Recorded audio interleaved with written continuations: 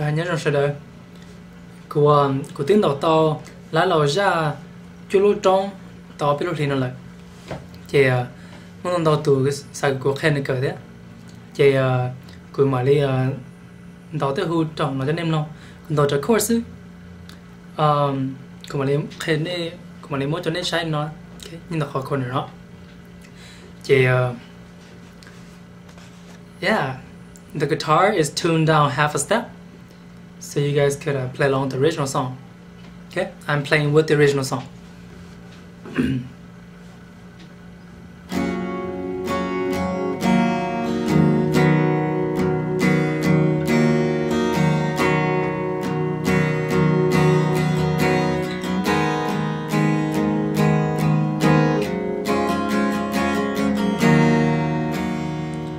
Giờ tia si ha thơ lòng để ngủ từ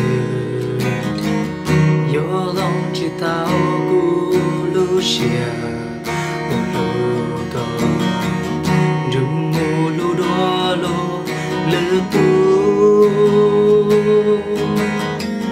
yang chỉ một lu tao đi na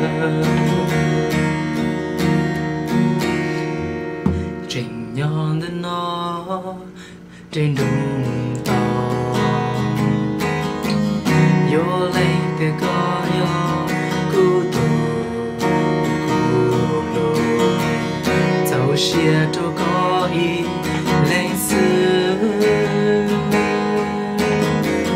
cú cho xia nó bùa lo cho có yo cú cho cái lù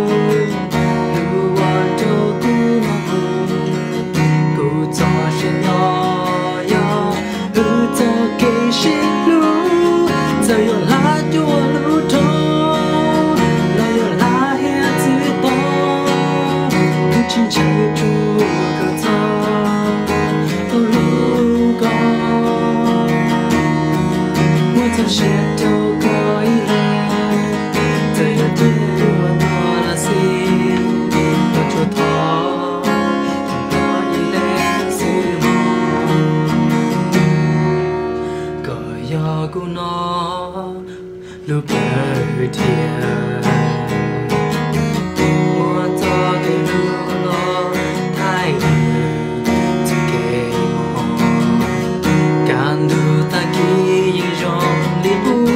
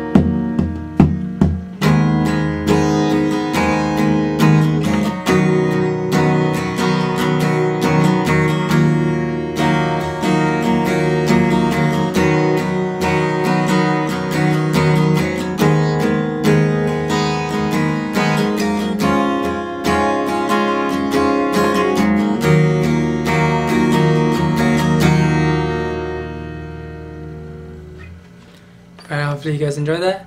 And Kurushua Munji Pekwa. So nature salaja. But yeah, enjoy this song. And you have to Kunachi $2 improve. So it's a learning experience. Okay. So this is Rewind again, 2C91. Peace.